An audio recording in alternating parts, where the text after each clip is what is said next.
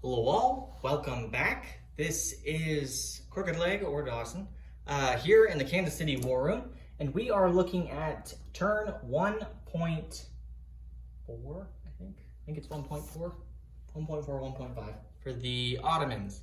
We are in Operation Hindenburg of Global War 1914. It is technically 1912, the spring, and we are at war with the Italians. So, we are playing the prequel. As a result of playing the prequel, and since we're at war, the Ottomans are going to get to do a little bit of extra stuff that most of the other nations don't get to. For starters, we have our wartime income to begin with, which is $11. So we have $11 to spend on the first round here. We don't have a major factory, so we're not going to do any sack rolls.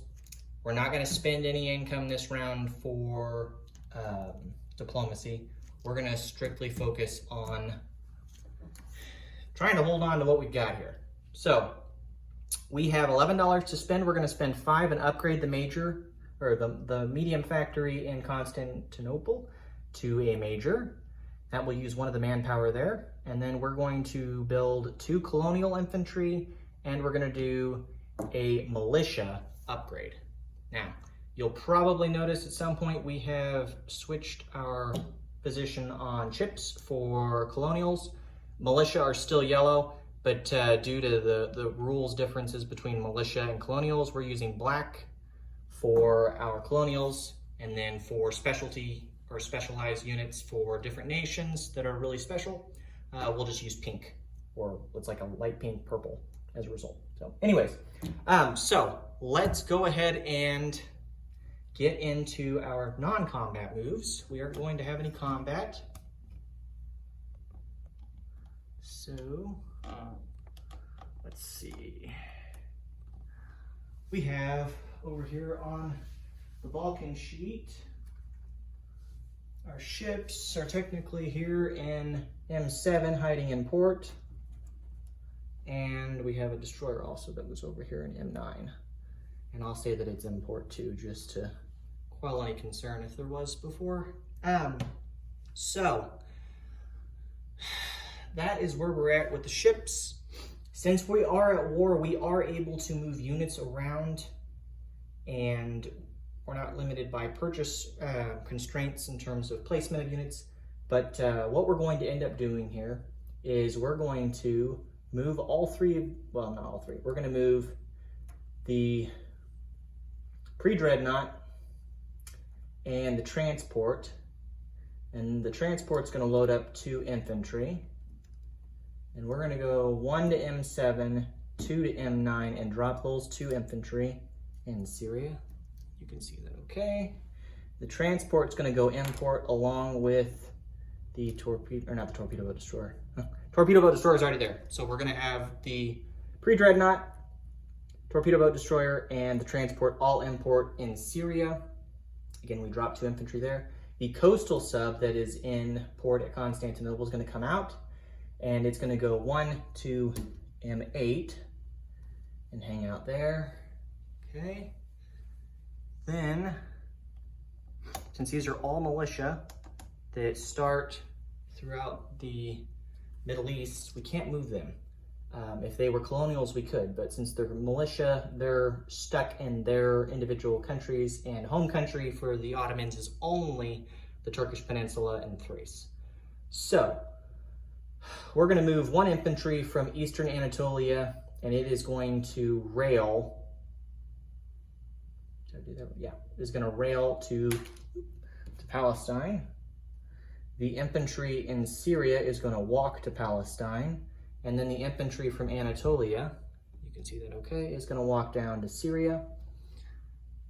So we'll now have 3 infantry in Syria, 2 infantry in Palestine, and a militia in Palestine.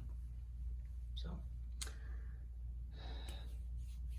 now, some of you are probably wondering, is he mad? He just moved all that stuff out of home country. He's leaving himself wide open. Yes, I probably am. But given the circumstances, the Italians are not allowed to attack into my home country, and I cannot attack theirs. So we're going to play a little back and forth, cat and mouse, whatever you want to call it now. and move some stuff around. So that is our non-combat movement. Now let's do our placement. So our upgrade of a militia is going to be in northern Iraq. I think I can do that. I don't know that I can actually do that, because of the river here is not connected to the major shipyard, or not major shipyard, but a factory. And I don't technically have a rail line that's connected into northern Iraq. So we will, what will I do with the militia that I've got here, a militia upgrade?